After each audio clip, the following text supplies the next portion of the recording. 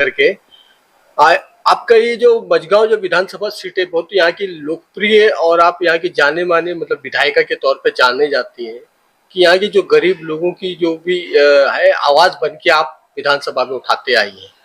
सबसे पहले तो दीपावली का पर्व है, क्या कहना चाहेंगे आप अपने विधानसभा की जनता? सारे प्रसार माध्यम है उनकी माध्यम से मैं सभी मेरी बाइकला वासियों को और महाराष्ट्र वासियों को इस दीपावली की बहुत बहुत शुभकामनाएं देती हूँ।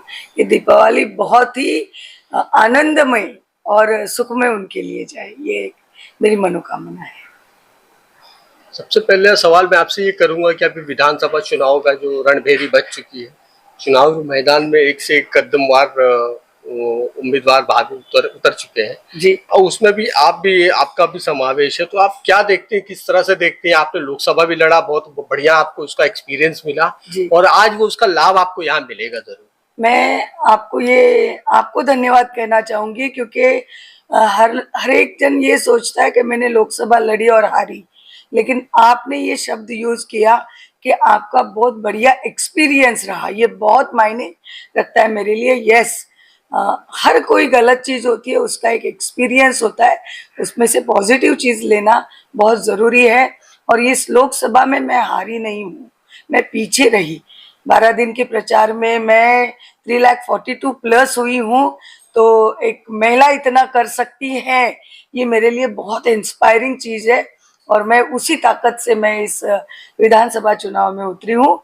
और मेरे जो मुख्य नेता हैं, मेरे पक्ष के, शिवसेना पक्ष के, इस महाराष्ट्र राज्य के माननीय मुख्यमंत्री महोदय एकनाथ जी शिंदे, महायुति के जो बीजेपी के उप मुख्यमंत्री जी हैं और गृह मंत्री फडणवीस जी, और दूसरे राष्ट्रवादी के जो उप मुख्यमंत्री हैं अजितदादा पवार जी, ये तीनों ने मिलके अगर मुझे चुना है तो कुछ सोच समझ के चुना है।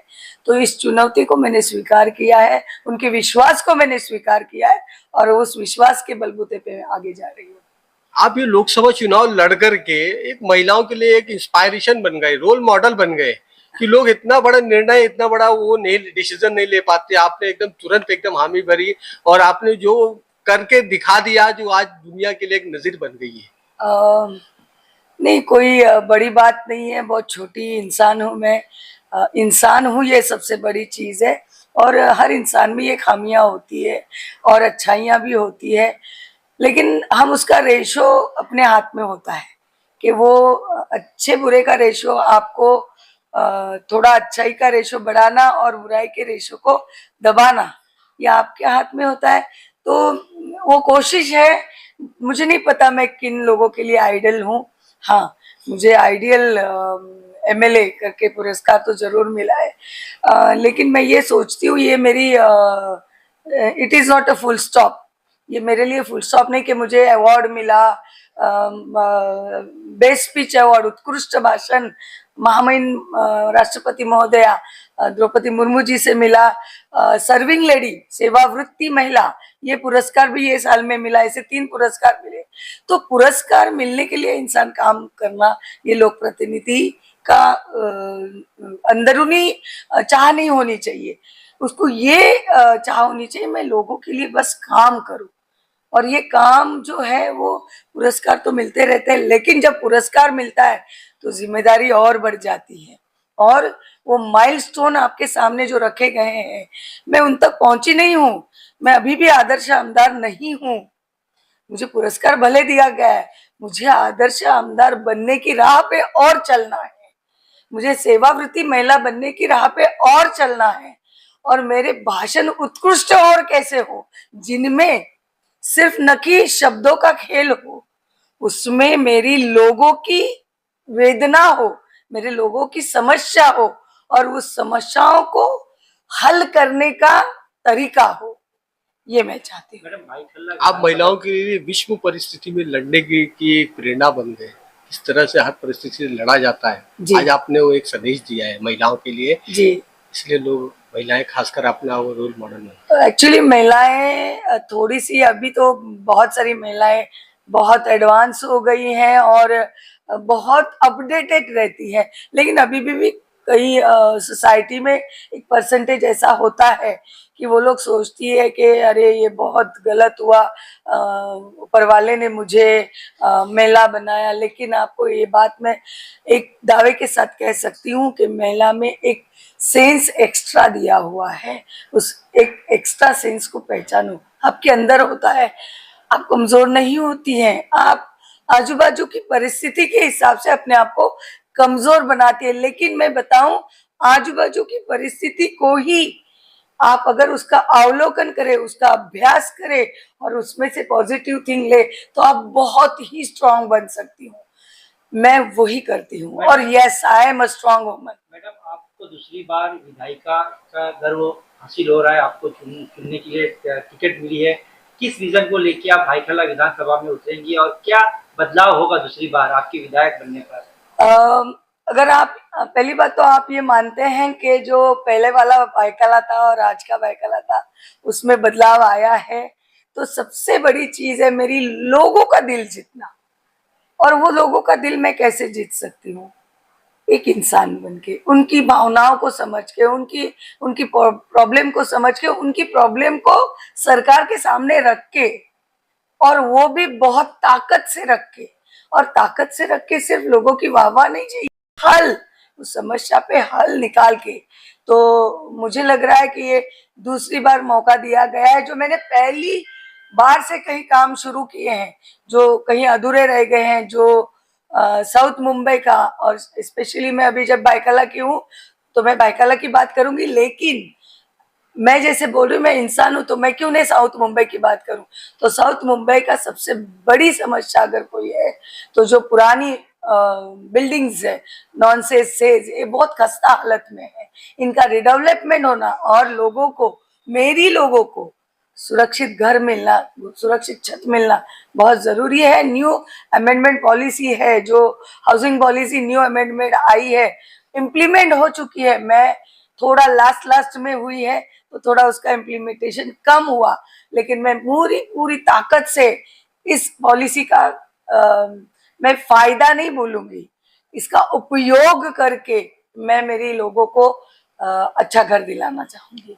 मैडम, ऐसे कौन से पाइपलाइन में आपके प्रोजेक्ट हैं जो विकास के तौर पे आप जनता के बीच जाके दावे के साथ कह सकते नहीं है? मैंने काया पलट किया है साउथ मुंबई का जो ये इलाका आता है आपका, भाईखला विधानसभा सीट, यहाँ वैसे आगे चल करके बदलाव की बयार देखने मिलेगी जी। पहले तो ब्यूटिफिकेशन हुआ है, महाराणा प्रताप चौक आप देख रहे हैं आज लोग, और मैं बहुत आभारी रहूंगी उनके वंशज जिन्होंने हमारी सराहना की कि इतना बड़ा जो महाराष्ट्र में महाराणा प्रताप जी का पुतला बनाया जा रहा है, ये तो है ही।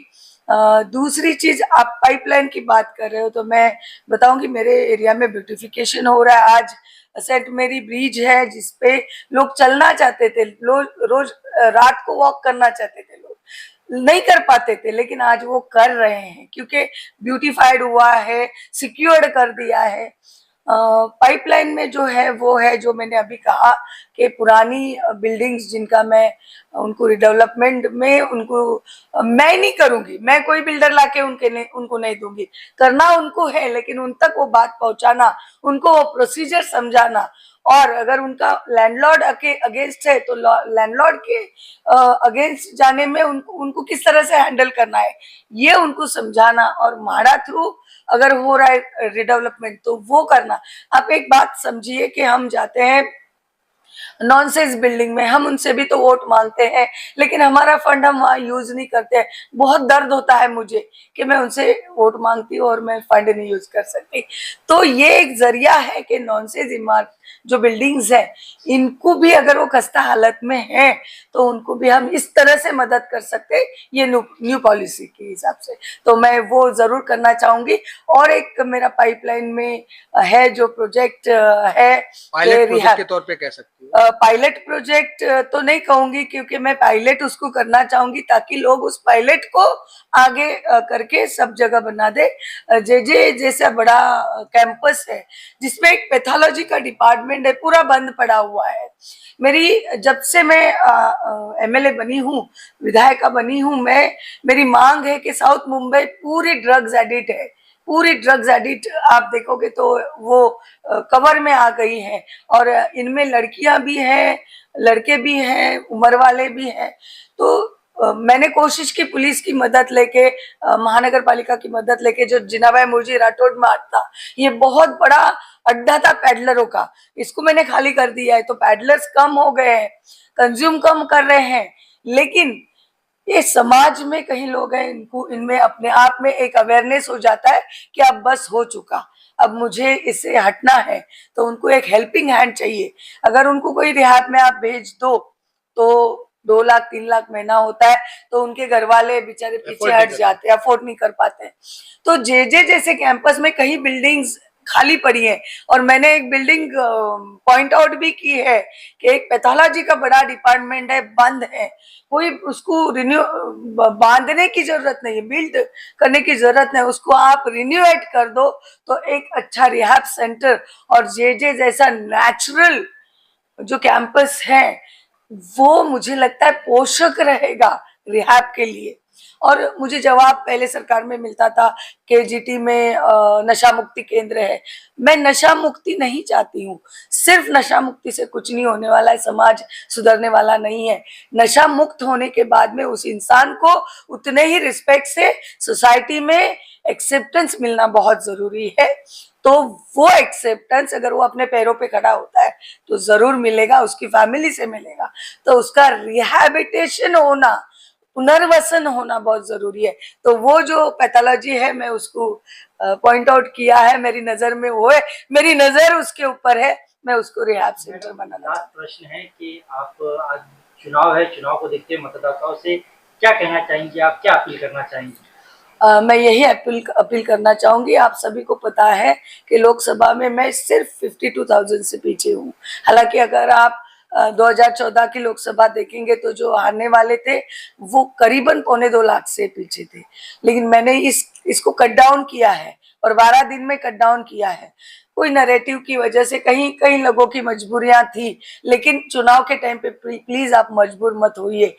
इंसान को ऊपर वाले ने 2 चीज नायाब बख्शी है, 2 चीज, एक दिल और दिमाग, दोनों दी से शुरू होते हैं।